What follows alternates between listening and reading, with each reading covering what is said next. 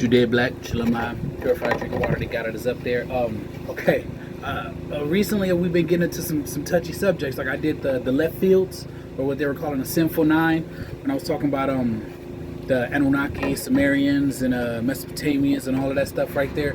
Again, most of these audios are quick, videos are quick, they're chosen, so it is what it is. Like I said, I choose, and you could choose. So I choose to play it, you could choose not to play it, whatever. But anyway, yeah. So I've been getting this whole blasphemy, disrespectful thing, all of that. That's never been me. Don't put that evil on me, okay? So just because you have your belief, you know what? Y'all canonized followers should leave me alone, okay? You have no idea what I've converted to. And it's not me to convert you. That's not me. That's that job. It's not my job. Okay? I'm just doing what I do. What makes me happy, you know? Anyway, sideline, all that shit. So I was gonna talk more about me personally again and the waters personally again, but we can't do that. So what we're gonna do is we're gonna get straight into the next lesson, which is Ashkenazi. Let's get into the Ashkenazi. Shalom L'Chaim. Shalom Alaikum, my friends, and we'll go from there. Okay, so yeah, let's cue the next video. This is the Ashkenazis. All right, and we'll get into that. So yeah, whatever it is, what it is. Support the people, not the cause, man. Shalom L'Chaim, Judea Black. Shouts out to the 12 tribe, and cue that music I like. There. Well, bitch, don't kill my vibe. Bitch, don't kill my vibe. Well, American privilege keeps blurring my vision. Inherited sickness. Oh, well. Let's continue. Okay, so let me share with you, in my debate with Gorilla Hebrew, what I presented there in terms of DNA and Ashkenazi Jews. When I was explaining after the fictional made-up 12 tribes chart and why that's bogus, and you could spend hours and hours demolishing it, there's not a scintilla of truth in it. But it was now time to briefly explain why Ashkenazi Jews are in fact legitimately Jews, part of the larger people of Israel, right? Along with black Jews, along with Sephardic Jews, along with Mizrahi Jews, Middle Eastern Jews, and yeah, all part of the same people. When people say, well, Brown, when did this ever happen to Ashkenazi Jews? This is part of the people of Israel. My history goes back to Egypt. If you're a black Jew legitimately in Israel, your history goes back to Egypt when we were in exile. Our history goes back to Abraham, Isaac, and Jacob. All right, so now you say your history goes back to Egypt. And the problem I have with all of this is, again, historical consistency. You brought out Herodotus. Herodotus says the ancient Egyptians were black. The Bible says that Israel was mistaken for ancient Egyptians. And you don't look anything like an ancient Egyptian to me. Now, maybe something wrong with my eyes. I would like to know exactly who or what, or I don't know who. I don't know how to ask the question. Can you show historical records? Can you guys, or you, Dr. Brown, can you show historical records that trace all the way back to Egypt, that link the Ashkenazi specifically all the way back to Egypt? I would be interested in seeing this because I'm going to show some more sources in a minute in response to what you're going to say about Columbus, and I'm going to tie it back to everything I said before, all that time I built up about tying black people to the Igbo, about pointing out what Herodotus said about the ancient Egyptians, pointing out about the black Khazars, the sun-black tribe of Manasseh living among the Khazars, whether or not the Scythians and the Ashkenazi are the same people, and historical consistency, because you said in the beginning of this that you and your friends, your friends at those other churches, do not see a black Israel in the Bible. And so far, everything that I've showed you is consistent. In India, you had the The Lascars, they're black, they spoke Hebrew. I'm showing you sources from the 1800s that talk about the Sun Black tribe of Manasseh. I've shown you 2 references to black Khazars, and one specifically saying that they were the Sun Black tribe of Manasseh, likely tied to the Nasrs in Afghanistan. So I'm showing you multiple places where black Jews appear in history, and we're going to go back even further. Ladies and gentlemen, welcome back to the study of antiquity and the Middle Ages. As always, I am your host, Nick Barksdale, and today we are joined once again by Dr. Rebecca Futo Kennedy, who's going to take us through a thought-provoking episode on the term sub-Saharan and the whitewashing of ancient North Africa. Yes, I just think we should sort of because this idea, this sort of continually trying to find this idea of separating out North Africa from sub-Saharan, as if the Sahara was the impermeable boundary that nobody could get through, is really a continually problematic type of argument. Particularly since we have early texts that tell us that, right, Herodotus tells us that, he says the Ethiopians and the Garamantes are indigenous to North Africa, and that, of course, the Phoenicians and the Greeks are not. But he makes it very clear that people they call Ethiopians are indigenous to North Africa, and Northwest Africa in particular, right? But they are not sub-Saharan. So I constantly, what is the obsession that people have with this idea of sub-Saharan, that whenever they ask any question, what they're trying to do is prove that sub-Saharan Africans aren't part of the ancient Mediterranean world, which we know is false. Not only do we know, of course, that people that we would call quote-unquote sub-Saharan Africans ruled Egypt before the Persians got there, among others, but that they have this continual culture that runs up and down the Nile. And we know from our ancient sources that they believed very firmly, and they interacted with what in the area that they called Libya, right? So ancient geography, Herodotus separates. There's a big geographic debate in the 5th century, right? So on the one hand, we have Hecataeus, who has his map of the world, and Herodotus seems to be addressing him and trying to correct him at various points in his history. But there's debate of whether there's one continent or 2 continents, whether everything west of the Nile is its own continent called Libya, or whether it's not. One of our ancient sources actually has Europe and North Africa as one continent. Yeah, because Libya is the name that he uses for everything west of Africa, essentially, is what Herodotus uses. But it's also used at some points for the entire continent of what we call Africa. Because remember, Africa is a Roman word. It's not a Greek word. They didn't call it Africa.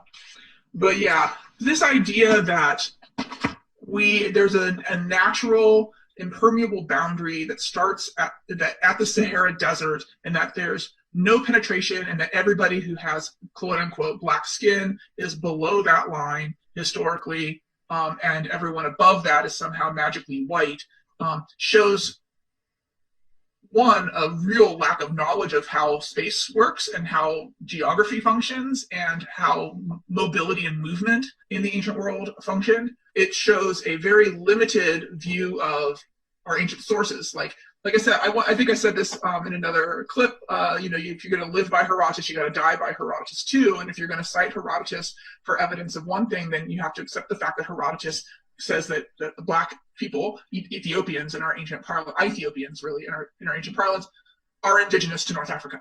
They're indigenous to Libya, which is his word for basically everything north of the Sahara, because as far as he's concerned, south of the Sahara is uninhabitable, right? They believe that was an uninhabited region, uninhabited zone.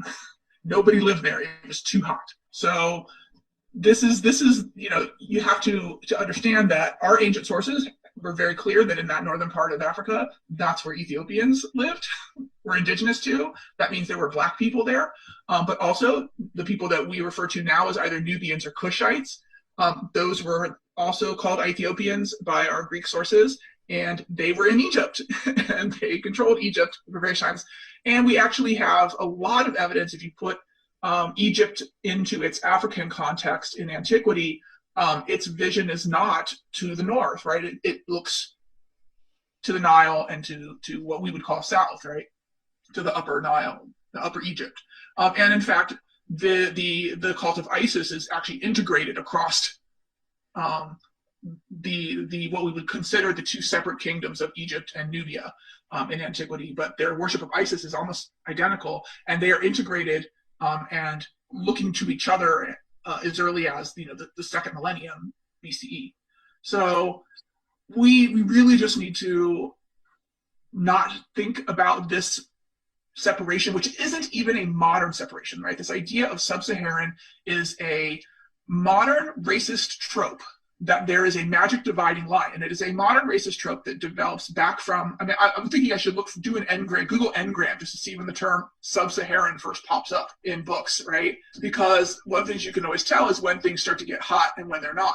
But if you look at someone like Cuvier, who was one of the early scientists dealing with race back at sort of the turn of the 18th to 19th century, so 1801, 1802 or so. He's the guy who got Sarah Bartman's body after she died, the Hottentot Venus, and had it stuffed and had her genitals and things preserved for study. He makes clear comments about how taking the heads of mummies, which they were sort of just getting at this time out of Egypt, and her dead body and her face, and putting them together. And so here's this like 6,000 or 4,000 year old mummified head, which clearly is not in its original form, right? With her body, a model made of her, and says, look, it's very clear from looking at these two that regardless of whatever their skin color was, they're clearly different races. Because their heads are different, because he was a craniometry guy.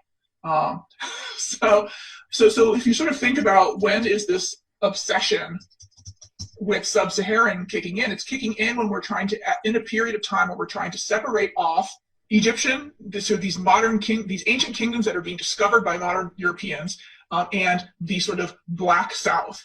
And actually, I'm looking at a Google Ngram right here that goes back to 1800. Up to 2008. I'm going to smooth it out here a little bit more. And the term doesn't start to appear in books anyway, in English, in the English language, until roughly 1978. So why? Why does this term emerge? It has like very little life before that, and then all of a sudden in the 1960s and 1970s, I see here's an appearance of it in communism in the Soviet Union. In sub-Saharan Africa is one of the earliest ones that I'm finding and marketing. So that divide seems to be one that has to do with economic policies and what they're viewing as economies in the modern state. It's all about development. So I think when people ask about this stuff, what they're really trying to ask, and they don't want to ask the question, so they use this phrase sub-Saharan, is, are Egyptians white like us? And they don't want to say that, because if they say things like that, then, because what happens when you sort of subsume whiteness for the entirety of North Africa, right? You want to claim the ancient civilization without modern Islam being attached to it. And then you want to separate it from blackness.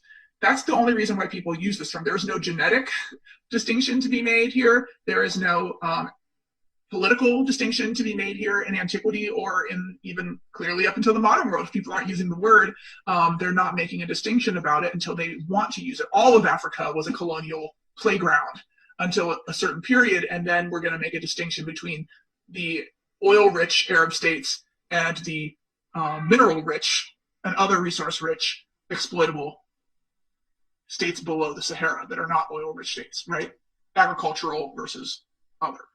So I think anybody asking the questions about sub-Saharan and how these ideas apply to the ancient world need to stop, because they are clearly, absolutely modern impositions of ideas and ideology, and very clearly they are very recent modern impositions. And whenever people say that they want to avoid imposing modern ideologies onto ancient world, they're okay with imposing modern ideologies onto the ancient world as long as it's their modern ideologies, like the category of sub-Saharan.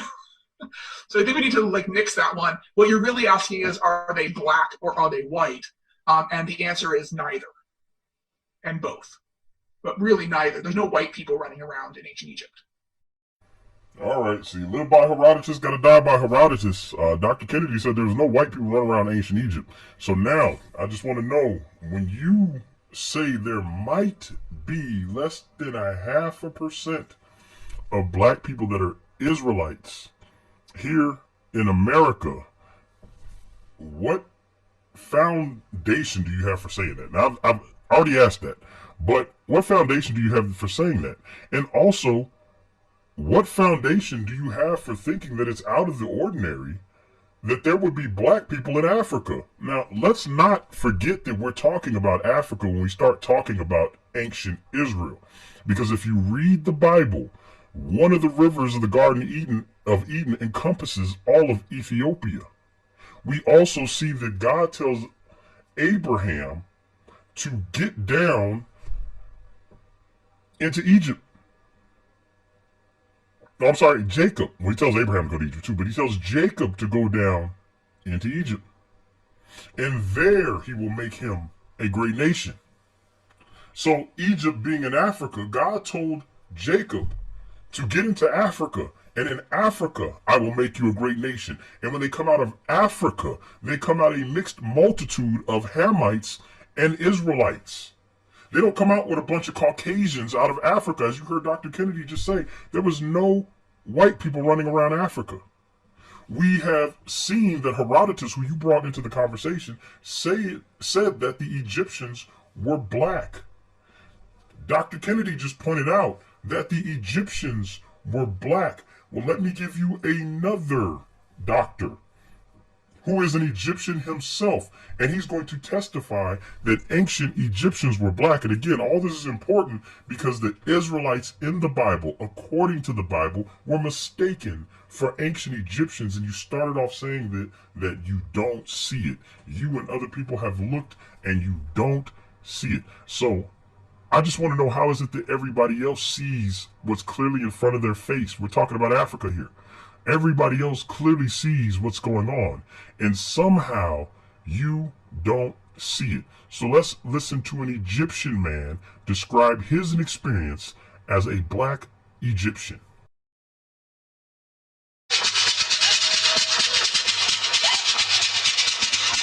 I am a black Egyptian. My father is much darker than I am. My mother is lighter than I am. In Egypt, people are identified by the religion first, not the race. So in Egypt, if you are Christian, you are a minority person. But if you're black, you're not a minority person. You are a part of the mainstream society. And I came from this background. And in Egypt, you identify as Arab and as Muslim. And in this country, when I first came, I identified myself as Arab American and Muslim first. And gradually, I became to identify myself as black. I came to the U.S. in 1978, and I became a U.S. citizen in 1985. When I became a U.S. resident, I was told by the immigration naturalization that I'm white. And I told them that I'm black, and they said, no, in this country, you are white. All Arabs in this country, all Arab immigrants are white. I didn't pay much attention in the beginning to this, because in the Arab world, we identify with our ethnicity first as Arabs, and then with the race second, as black or white or whatever. But in this country, you identify with your racial group first and then with your ethnicity second. Gradually, I became black first and Arab second. And I rejected my white classification publicly for the first time in 1987, in February, as a panelist in a function sponsored by the Association of the Study of Black Life and History in Detroit. I said that I belong to two minority groups. I am Arab American and Black American, and I'm racially black and ethnically Egyptian. I was harassed by my employer right after that. I work for a white school district. The superintendent is white, all the associate superintendents are white, even though that we provide services to 30% black population. But the organization is white and the approach is very white. The attitude towards me changed completely after I went out publicly and rejected my white classification. One coworker came to me and told me, a white coworker came to me and told me right after the function, that he met with the superintendent, and if I don't keep my mouth shut, my educational career is over. He said, you have nothing to do with these people, you have a history and a culture. These people came from the jungle, you have nothing to do with them. These people lie and steal. When I see one of them in my neighborhood, I call the police. And I was told by the director of general education, who is retired now, in '88, I was told by him that I get people angry when I say that I'm black Egyptian. If I just say that I'm Egyptian, I would get along. I have to add that I was denied promotion twice because I chose black classification. This is part of my 2 lawsuits against my employer, which are currently pending. 2 lawsuits. Now, just for the education of our viewership, why don't you share with us a breakdown of Egypt as it is today, insofar as blacks or combinations thereof of European descent and what have you? We don't have Egyptians of European descent in Egypt. We have a population which is basically a mixture of ancient Egyptian blacks who intermarried with Arabs right after the Arab conquest. The ancient Egyptian population was brown and black before the Arab conquest. But before the Arab conquest came the Greeks. The ancient Egyptian population was in Egypt for thousands of years. The ancient Egyptian population was brown and black, and the Greeks came in 300 BC, and they started to intermarry with the local population, and then the Romans came and ruled from 70 BC until they were conquered by the Arabs and kicked out by the Arabs in the 7th century. And these people intermarried with the Egyptian Copts, and they made the pigmentation of the Egyptians, the Copts, much lighter because of this intermarriage with Europeans. Now, you're an educator, okay. Now, how do you deal with situations when you practice your profession insofar as dealing with the mythology or the misconceptions about Egypt being a white civilization? How do you deal with that?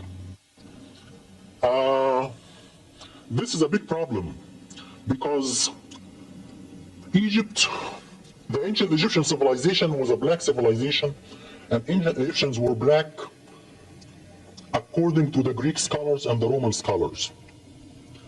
Ancient Egypt became white only in the 19th century and in the 20th century. And the scholar who is responsible for this is Seligman, the noted anthropologist from England, Seligman. White supremacy argues that blacks are inferior than white intellectually. They are subhuman and they are incapable of building a civilization. White supremacy had one dilemma until Seligman came.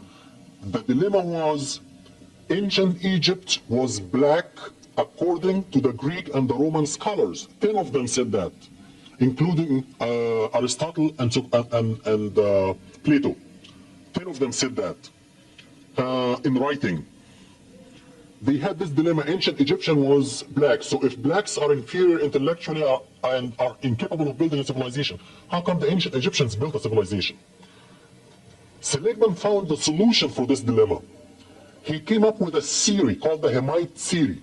He separated the blacks who built a civilization in Egypt and Ethiopia from the rest of the black race, and he called them brown-skinned whites, or the Hemites. So Seligman saved white supremacy from this dilemma, and all the white scholars followed him from that time on. This was at the end of the 19th century. And since that time, white scholarship says that ancient Egypt is white. Mustafa Hefni is currently working on his doctorate degree at Wayne State University. His dissertation topic is a content analysis of the treatment of ancient Egypt in world history textbooks. And just how far is this determined Egyptian willing to go to be classified black? I want to carry my case all the way up to the U.S. Supreme Court if necessary.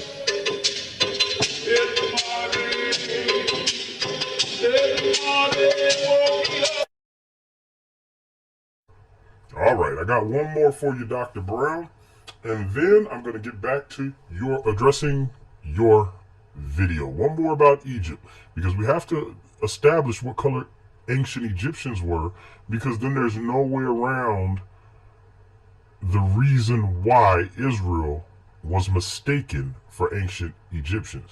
Currently, there's a huge debate going on about ancient Egypt, and we tried to cover a few of them here on this channel. And honestly, it's tiring because it's almost like talking about something that's nonsense because there's archaeological findings that we have talked about. There are actual historical facts, but for some unknown reason, some people don't want to associate ancient Egypt with black. Let me show you this clip of an Egyptian brother I found on TikTok. He goes by the name of Sufi Alchemy, and let me tell you, he gathered the Egyptians that are pushing back. Watch this clip, we'll come back and discuss. Dark-skinned people here in Egypt are of completely different features and culture than... Assalamu alaikum. You mean the alkaline Hamitic features like myself? My skin color, my nose, my small lips, etc.? Sure, maybe the New Kingdom and the Ptolemaic period pharaohs would look like me, such as Ramses III. But I'm mixed. It doesn't say anything about my forefathers. My forefathers are dark-skinned Fulani. And so was the forefathers of Ramses III and these New Kingdom pharaohs, who were exposed to a lot of invasions and trades and immigrations from Europe and other parts of the world. So your argument is essentially like saying, I am brown, I have alkaline features, therefore my great-grandfather was also brown with alkaline Hamitic features. No, he wasn't. It's because my mother is white. So essentially you deny the Old Kingdom and Middle Kingdom pharaohs, which had typical African features, and that is a part of what you say, which may be interpreted as a little bit racist. Then you go about comparing modern Egyptian identity and modern Nubian identity with ancient Kemet. That's completely invalid because we don't care about modern Egypt in terms of identities. We care about the ancient Kemites 3,000 years ago. You know, it's 3,000 years. Things have happened that time, right? I mean, you wear a hijab, you're maybe a Muslim, huh? Where the ancient Kemites, Muslim and wearing a hijab. Just trying to prove a point. That came with the Umayyad invasion when Sayyidina Usman got assassinated and the Umayyad cousins took power and invaded North Africa. People migrate tremendously, huh? Look at Dubai today.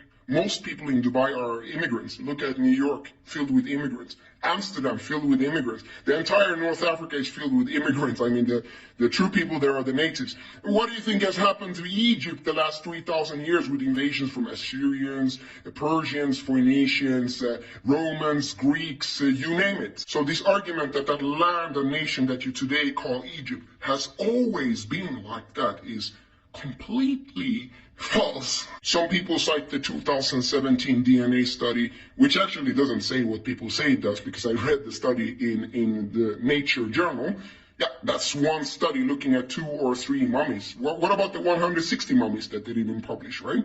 What about the 1990 study that nobody talks about that showed sub-Saharan in the mummies? What about Sheikh Anta Diop's tests and so on? So you cannot just take one study and point to something. Yes, sure, there may be people in Egypt today and Nubia today who are direct, distant descendants of some pharaoh. I mean, there would have been many people in ancient Egypt, but since people have migrated there for the last 3,000 years, you can have people in West Africa also who are descendants of them. You can have people in Iran who may trace their lineage back to ancient Kemet. I mean, people move. So this kind of argument, let's assume that people don't migrate. People are static only in that geographic region. They don't move. There are no wars. There are no changing of people. Is completely historyless. It's a naive argument that can be disproven as simply as just looking at your random city in Europe today. And the idea that just because I have alkaline Hamitic features, my fathers also had Hamitic features. That can change in 1 or 2 generations. Or the argument that the Egyptians today have some kind of proprietary right to history. So